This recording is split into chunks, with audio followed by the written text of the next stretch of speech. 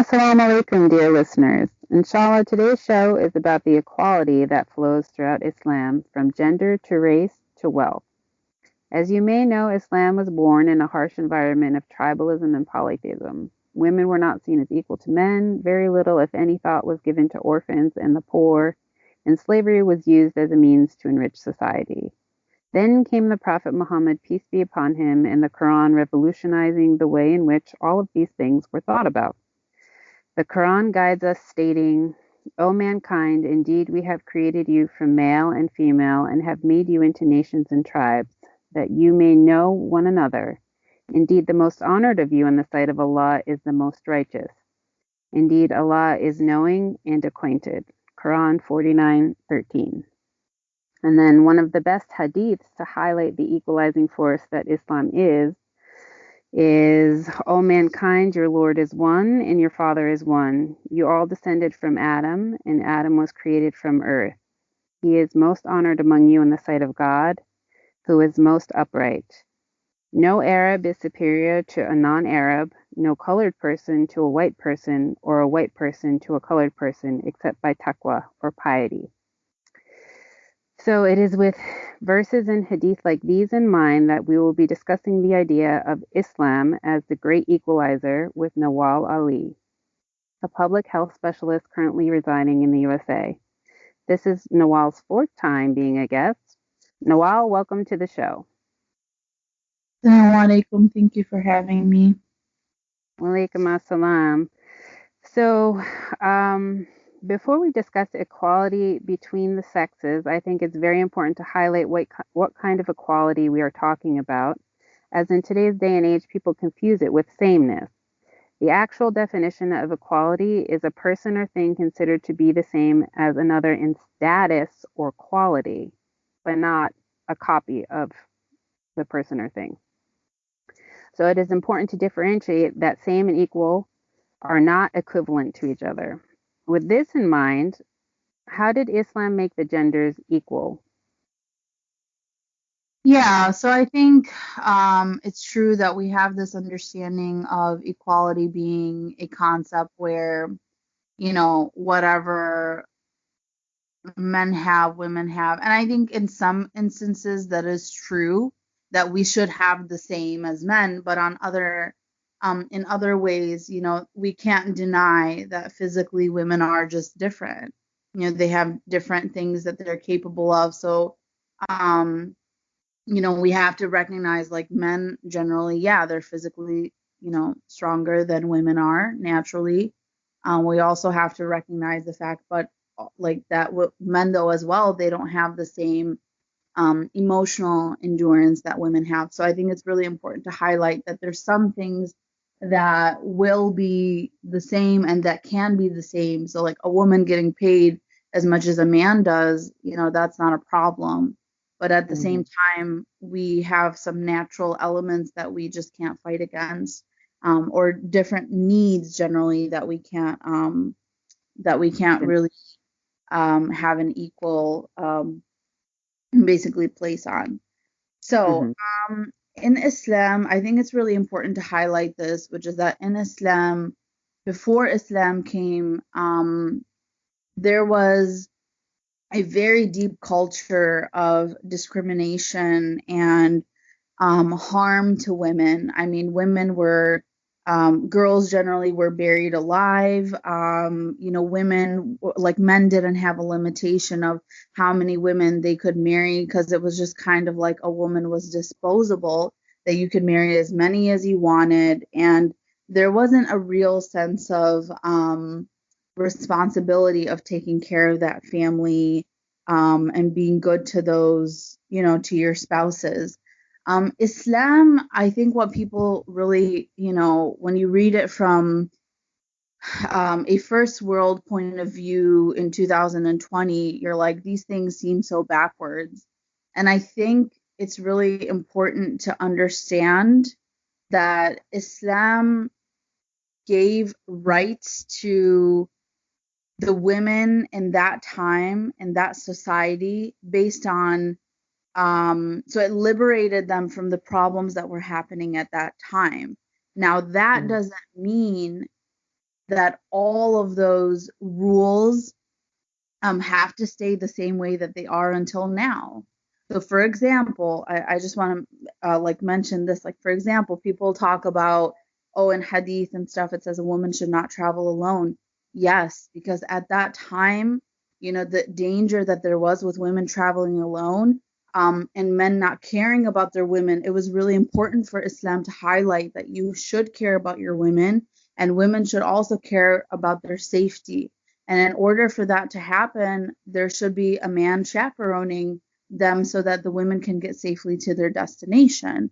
In our times where there's a little bit more safety in traveling, Islam does not prohibit us from traveling alone as women. It's not prohibited. And I think that, when people read about Islam from, as I said, a 2020, modern like point of view, they're like, oh, this is crazy. I have to go to work every day with my husband. Like, that's just ridiculous. But what they don't understand is that, it's not that Islam is saying that, it's explaining that pertaining to the time and the traditions that were then, that this was the best way to bring about, safety for the women. Right, and kind of piggybacking off of that idea, in this, we're talking about hadith here, so these are things that can be flexible, whereas something that's pointed and clear in the Quran, we have less flexibility with. Is that right? Yeah. Yeah, but also like Islam, I think there is a misconception of Islam not evolving, but when you really look at ayahs and hadith and stuff, I don't mean evolving where it's to the extent where you've completely so there's a difference between evolving and between completely being altered. And I think, Islam has a lot of space for evolving, but it doesn't tolerate the like altering to your, satisfaction, basically. Right. So I just want to say, in accordance to that time, a time where women, as I said, they, were in danger often, they were being buried alive, they didn't have certain marital rights, they didn't have inheritance rights. They were just very mistreated, like basically, physical abuse was something that was probably, was a common issue. You had problems with, basically families not giving importance to a woman being anything worthy to the family. And so in that sense, when Islam came, it basically gave women the right to, first off, marry of their choice, because that was not common at all. It gave them the right to gain inheritance, which was really big, because yeah, a single woman who doesn't, who has children, or whether she even doesn't have children, where does she really go? Who's going to take care of her? And so Islam offering her that right to have inheritance, it was really important. And I want to also mention, like, not only did it mention that they get inheritance, because some people will read about inheritance and they'll be like, oh, but a woman gets less inheritance than a man. Yes, because in that time, there was a lot of ways that a woman could get abused out of her money. So a lot of the money also went to, like her brothers or like her other like male members, because it was their responsibility to make sure that she was being taken care of. Because if you handed all that money to that woman, it's not about her not being able to take care of herself, but it was about the problem of like, you could have robbers who might just take that away from her. You could have people who would try to hurt her. And when she has a male presence in such a patriarchal society, being like, hey, if you do something to my sister, like I'm going to hurt you back, it sets up not only physical safety, but also financial safety by being like to her brother, here's the money, like take care of her and make sure she has everything she needs.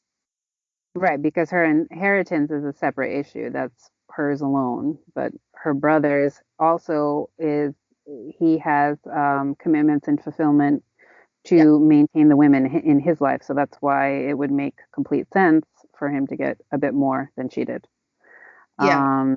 I think that's a really important point to make. And I think also just kind of going back to women's safety, um, Islam as a revolutionizing force brought the hijab and the way in which men and women should move about in society so that we could, again, move about alone. And this is something that's very clear in the Quran. So just kind of going back to that point of our times have changed now. Alhamdulillah, both the modern age and Islam have brought us to a point where women are free to be more independent without the threat of the violence and the threats that you were talking about earlier. Yeah, and I mean, there have been scholars who have talked about in this time, should, when a husband dies, should, the inheritance even be divided to like his brothers or like other members the way it was before, and because now it's just like a woman can take care of herself. She doesn't need a man to like, make sure that the rent is paid and you know what I mean? It's just different now. Mm-hmm. Have Mm-hmm. talks about like whether or not having a different inheritance, not system, I wouldn't say system, but just like, especially in the death of a spouse, whether inheritance should now be talked about differently.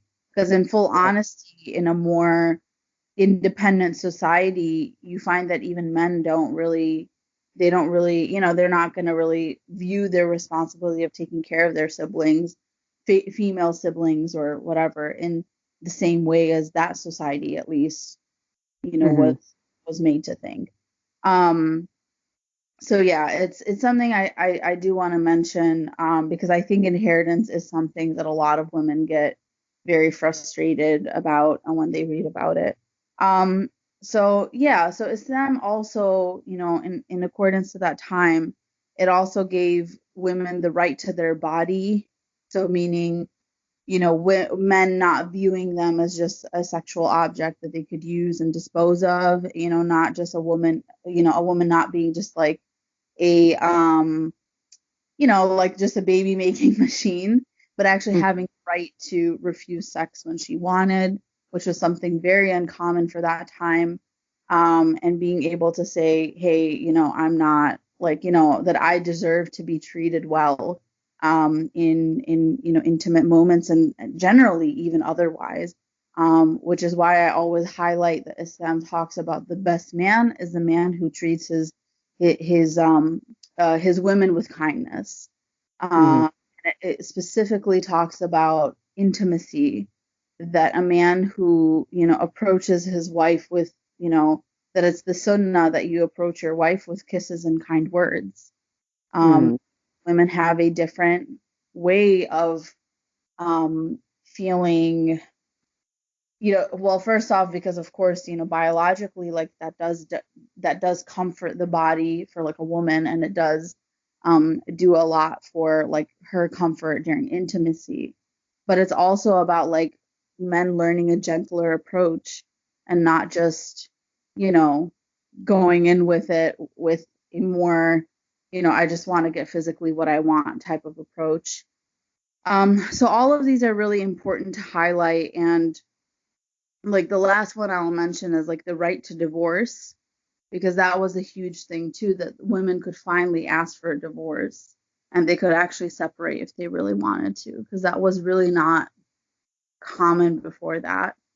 So all in all, what I'm just saying is that, Islam really was trying to change the culture of that time. Um, and that it was all about, how can we make this, make it better. So it wasn't about like this is exactly perfection, but like how can this be made better, so that Mm-hmm. the steps towards evolving to something even better later on, because Islam is not against progression. It's against altercations, but it's not against progression. um Alterations, yeah. And I would like to point out here, because I think it's very important for us to acknowledge that even in American society, a woman's greatest threat is from her intimate partner or spouse. So it's not like these issues have completely disappeared off the face of the earth, or they are that they are something that is particular to this time. I mean, we have carried it into the modern age as well, and so with Islam as our guide, we can overcome these things with greater clarity. Mm-hmm.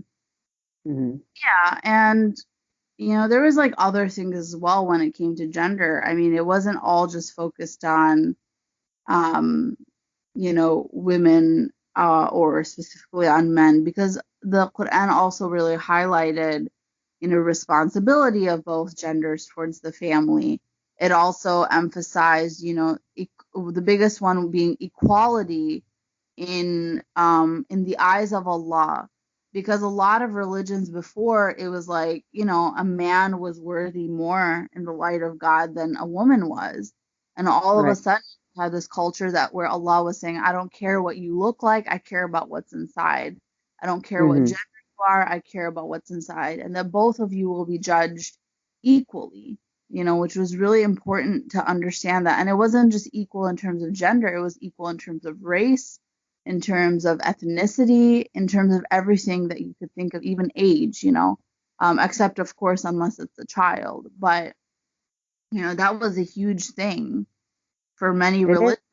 They didn't It's have. revolutionary even today because, in modern Christianity, I know, for instance, that the Genesis story still sets up the idea that women are somehow inherently flawed or more prone to be seducted by evil. So it is a very revolutionary idea within just the realm of religion itself. Mm-hmm.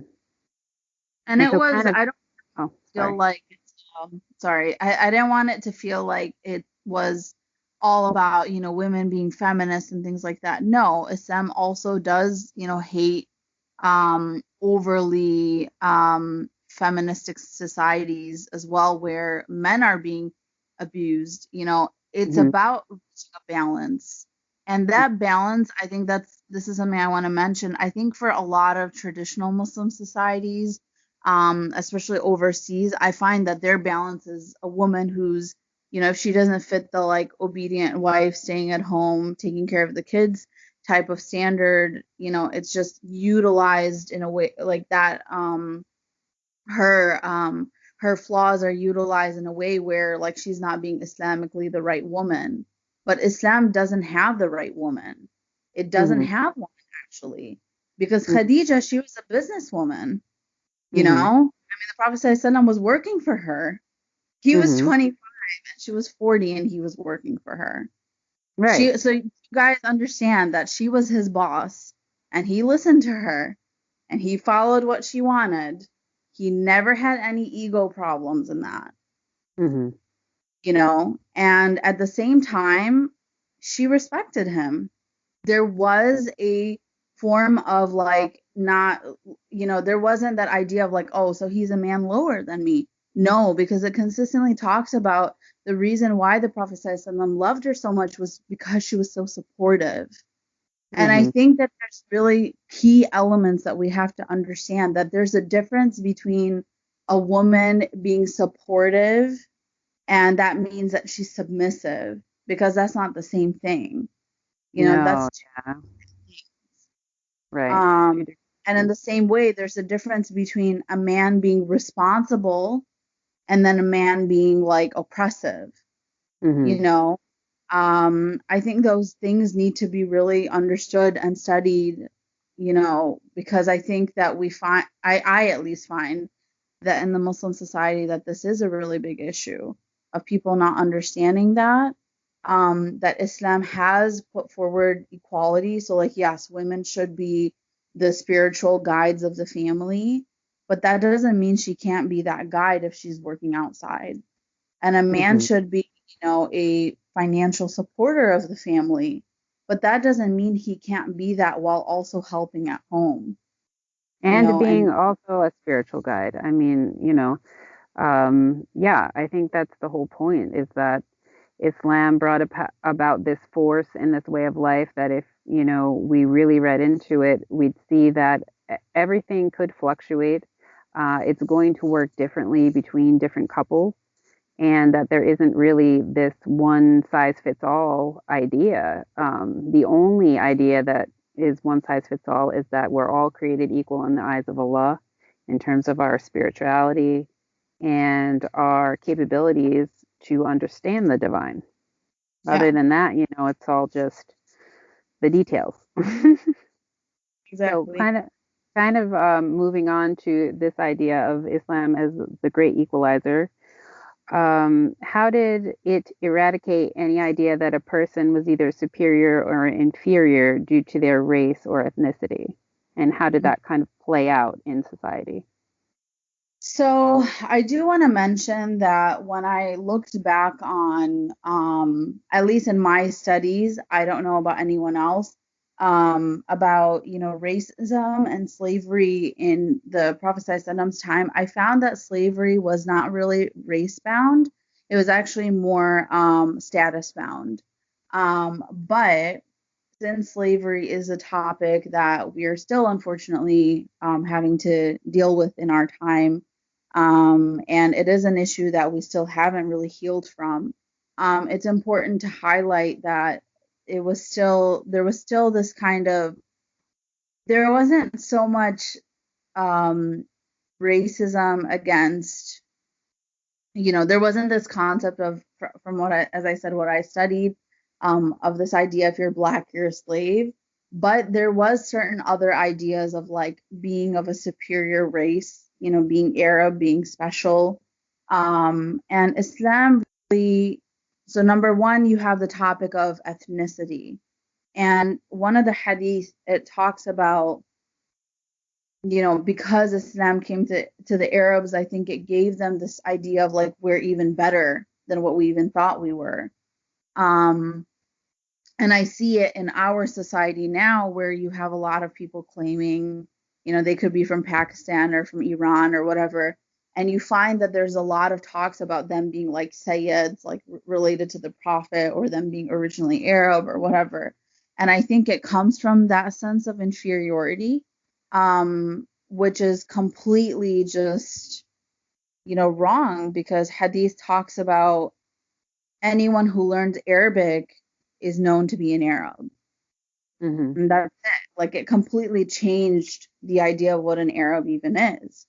And it Mm-hmm. talked about how everyone's equal. Like God doesn't care if you're Chinese or if you're white, you're the Mm-hmm. same in his eyes.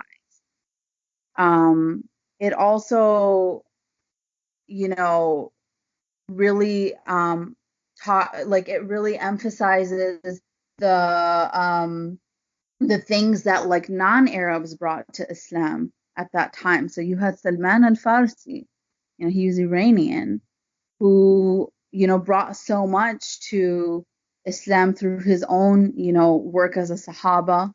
You had other individuals as well. A majority of our scholars, if people didn't know this, like for example, Bukhari, he was an Arab. I think he was from Uzbekistan. Mm-hmm. So, when we look at this, you see that Islam is more of it's a collective religion, which really acknowledges other cultures. So you had the Prophet also, when he would receive gifts like clothing or something from other cultures, he would wear them. It wasn't like, I'm Arab and my clothing is better or whatever. Like, no, he actually acknowledged it, and he acknowledged that, cultures have their own way of doing things, and that's okay. As long as it doesn't conflict with Islam, it's fine. Um, Mm-hmm. so when we look at things in that way, you begin to understand that basically the Arab nationality became, it basically was gone. If you really go by the concept of like, one who learns Arabic is an Arab, you basically Mm-hmm. understand that concept doesn't even exist anymore. Um, but also the idea that like there's no concept of religious, if you become this religion, you have to have this cultural assimilation to Arab Right. culture. Right. I think And that's I a think, major problem we see with hijab, for example. You know, we have this idea of what traditionally a hijab should look like, and we have to be careful to question, you know, okay, is this cultural or is this the religion? But mhm. it also plays out in many other aspects of Islamic life. Yeah, I'm sure as a convert yourself, I'm sure you've seen like people who are like, from now on I gotta wear a thobe every single day. And it's like Right. you don't have to wear that. You can wear a suit to work. It's not a big deal. I mean, you Right. can wear what you want as long as it meets the like criteria of it being modest and, looking dignified, it's fine. Who cares? And that's what, once again, it's the idea of variety. Islam really acknowledges variety, and it acknowledges that no one is better than the other. Whether you're a Arabic speaking, guy from Jordan, or you're an American who doesn't know any Arabic from Minnesota, you're the same. You speaking Arabic doesn't make you better, and them And not speaking Arabic doesn't make them, worse. yeah, and I think one of the things that's sort of amazing about Islam is that the idea that only Allah can judge. So, you know, we can have our opinions all day long about what we feel like this means, but in the end, we know that even someone, for example, who's murdered 99 people, but then at the end of their life takes Islam into their heart, has a better chance of going to Jannah than someone who's been religious their whole lives and studying the Quran, but maybe doesn't have it in their heart. So the idea And is that ultimately Allah is the judge, and so it's for an individual to really understand what we talked about in the first verse in the Quran, which I mentioned, and that is that, you know, we're all created to get to know each other, and we were created diverse for a reason. yeah, and I mean also what's really amazing is that like Islam actually promoted to marry outside your tribe and Hmm. outside of your, like family or whatever you want to call it. It actually promoted marrying outside and building connections and marrying people of other races and other, cultures. And you see that the Sahaba traveled pretty far and they married, pretty far away from Arabia. A lot of them who ended up, leaving the region for reasons of, the Khalifate and all that kind of stuff that they did, like you had Sahaba who ended up in China and were basically marrying in China, and Right. completely something that was always promoted. So I don't know where people get the idea of like, if I'm, for example, an Arab, I should only marry an Arab because that's better or that's pure. Like there's no concept of pure race in Islam. Mm. Uh, Exactly. on the concept on the topic of slavery, what I want to mention, because this is really it's a very long topic and it's something that many scholars have given full lectures on. But the main thing that I want to mention about slavery is that I know a lot of people have a problem with Islam talking about slavery and giving slaves rights, but the reason that it talks about it in that way is because if Islam had said no one's allowed to have slaves anymore, like right now you have to let all your slaves go, it would have caused a big problem because that transformation had to come very slowly within a society, or else people would reject it right away. So the way Exactly. that went were that first slaves were given rights. They were given basic rights that, like, you can't treat them in this way. You got to feed them. You got to take care of them. You can't abuse them. And then slowly you see this period of time when there were more Muslims where the Prophet started saying things like, oh, you don't have money for sadaqah this year, release a slave. You Mm. committed a crime, release a slave. You committed a sin, release a slave. Hmm. You want to thank Allah for, like, having a son, release a slave. And it became this consistent where you notice he consistently talks about like letting a slave go and and a lot of Sahaba gave up their slaves on their own because, they recognized that like they had no ownership over a human being. But Mm-hmm. for the people who couldn't accept that because they felt like, it's a lot of money, I invested to buy this person, whatever, et cetera, like the Prophet did it in a very, you know, tactical way, let's say, where he Mm-hmm. basically kind of was like, okay, then it needs to be that they have to release a slave every time something kind of happens. And eventually, that way, we will abolish this concept of slavery even existing. I think that's also the genius and the beauty of Islam because with every single concept that it brought, it did it in this way, in this subtle yet firm way, acknowledging a human being's resistance to change, but also acknowledging our capability to change in this gradual way. So Mm. I think it speaks to the authenticity of the author of the Quran. Yeah, yeah. Okay, so and then moving on, we want to talk about Islam in terms of equalizing wealth amongst society. So we kind of have this debate now about, what society looks best. Is it socialist? Is it communist? So where does Islam fall in this range, and what are the the mandates in Islam that kind of make wealth trickle down to equalize within the society?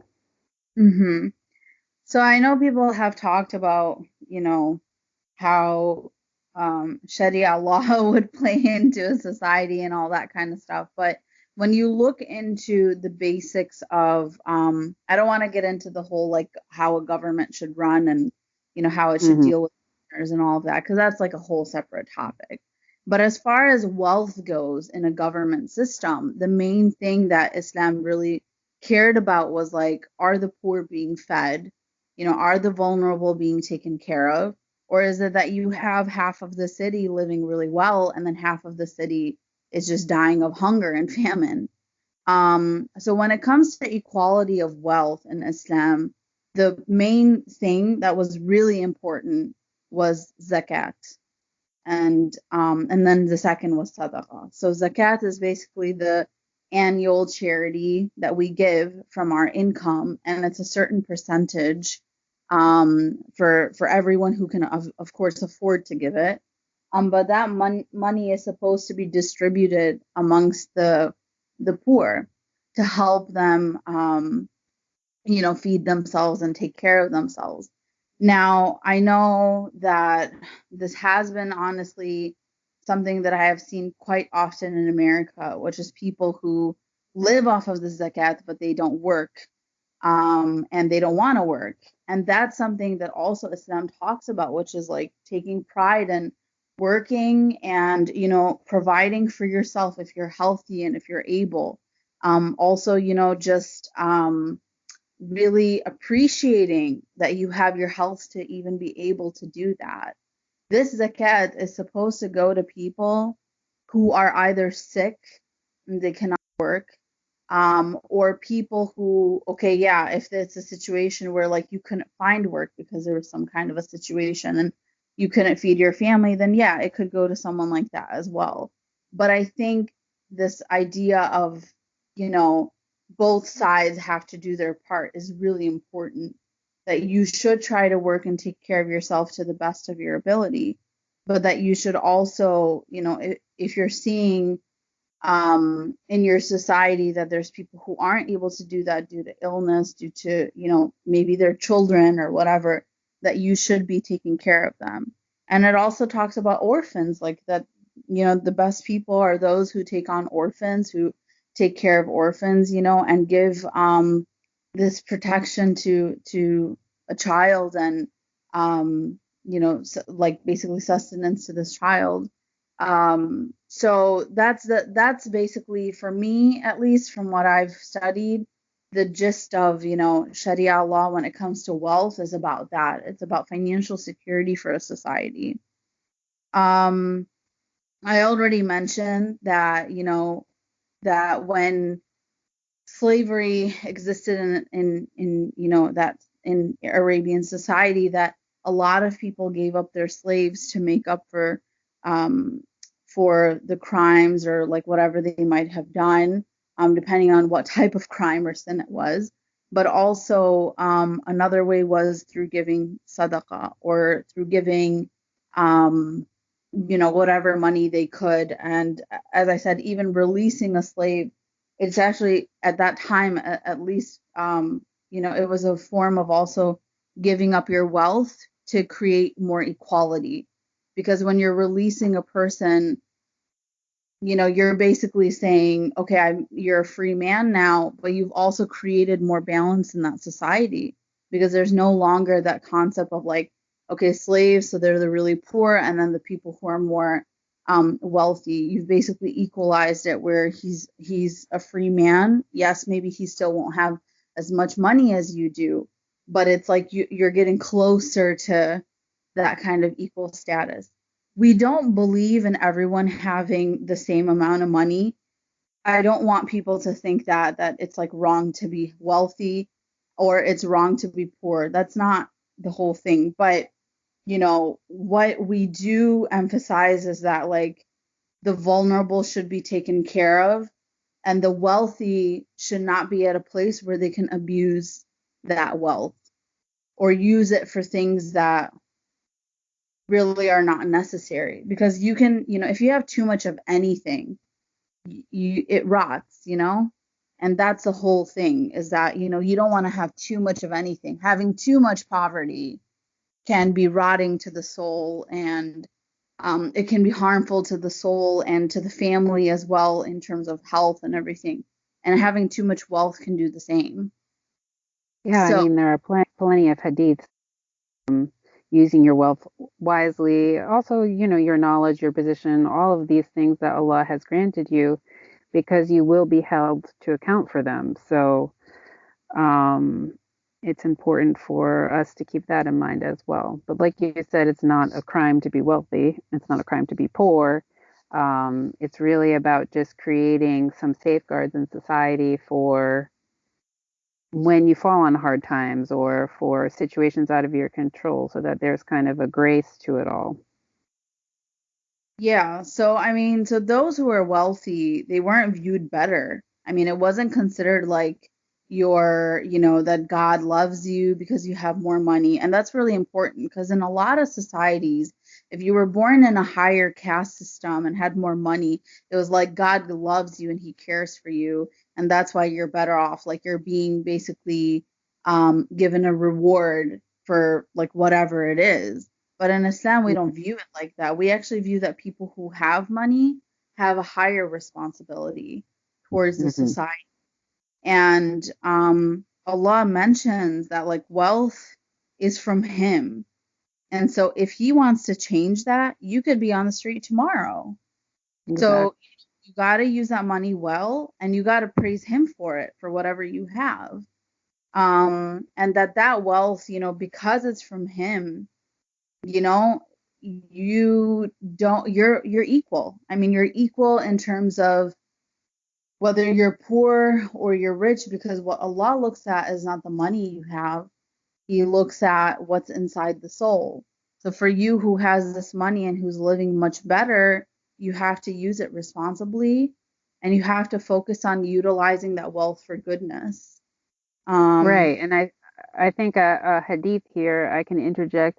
I believe it goes something like the best wealth is a tongue that remembers Allah, a grateful heart, and something like a believing spouse to help you in your faith.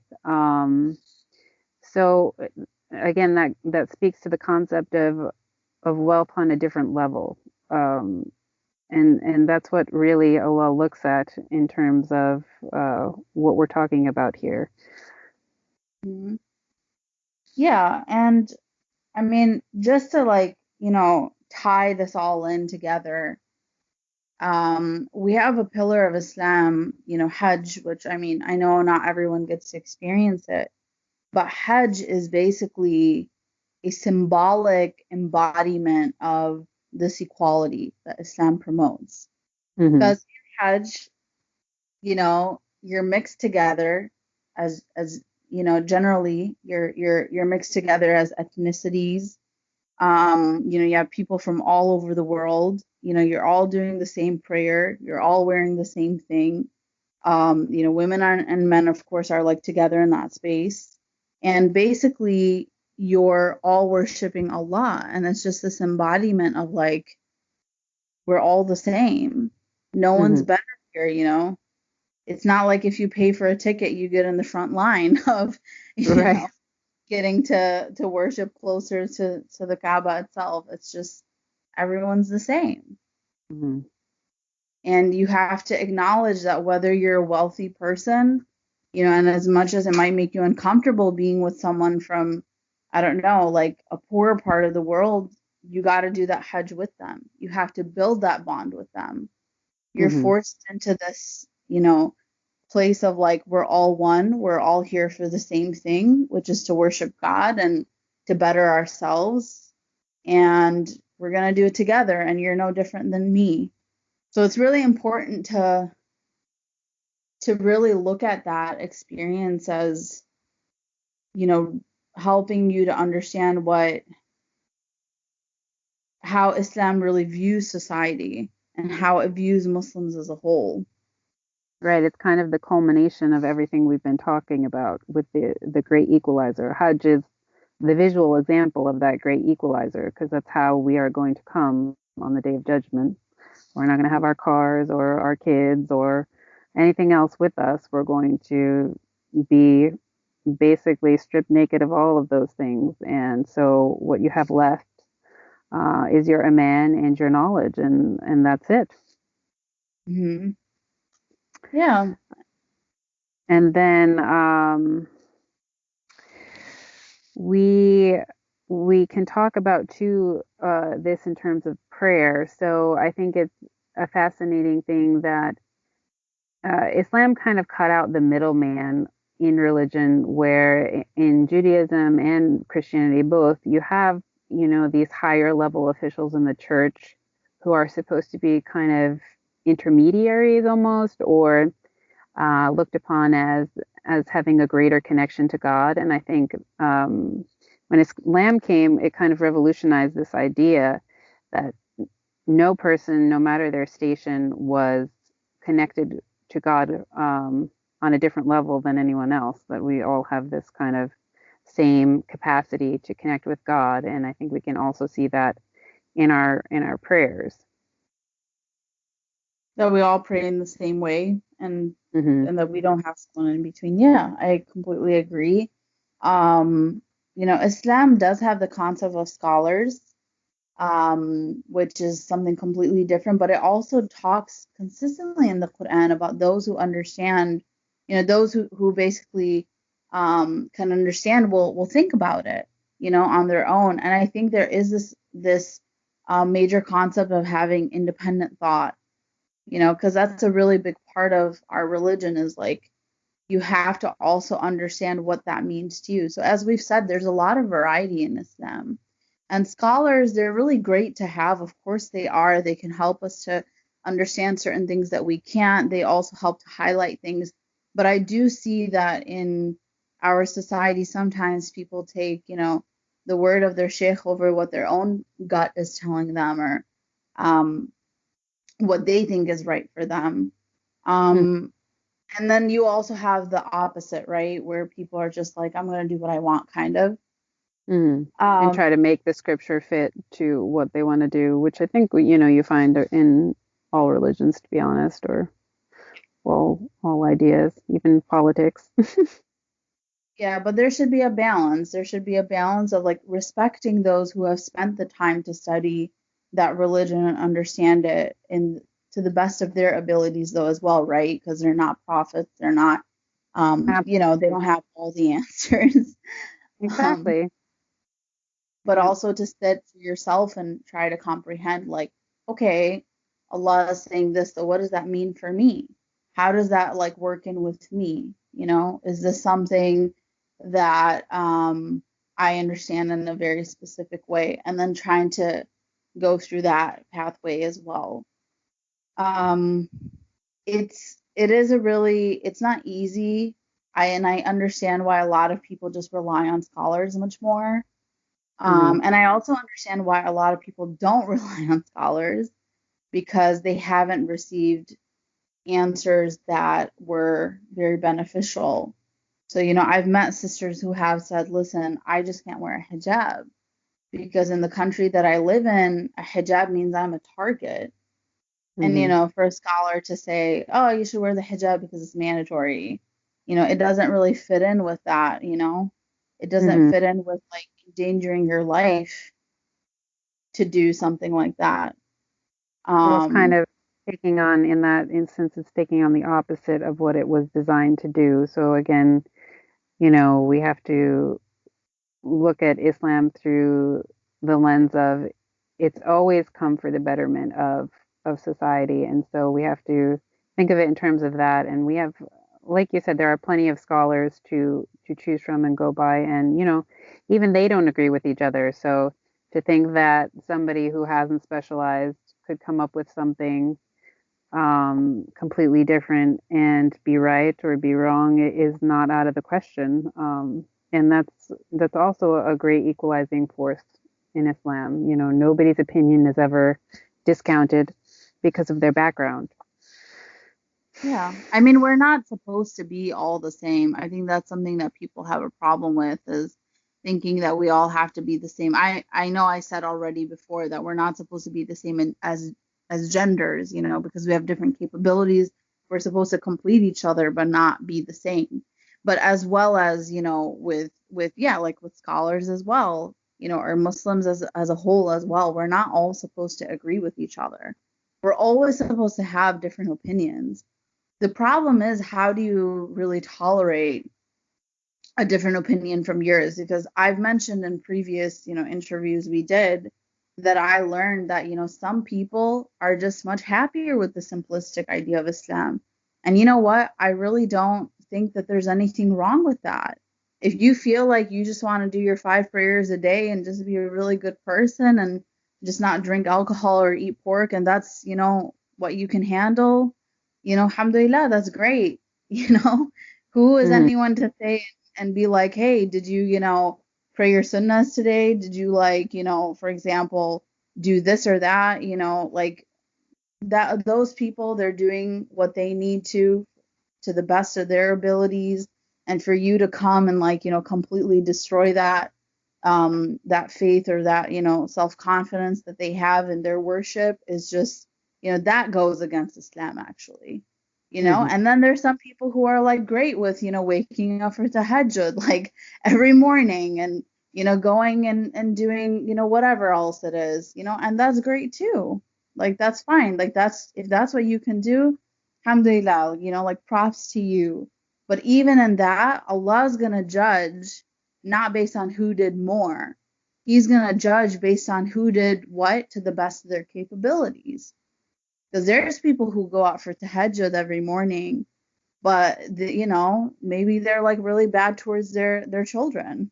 They neglected their children in that. And Islam talks about like, you know, there's the really famous story of the three is it like three priests who come to the Prophet ﷺ, and one says, I don't have any sex with women.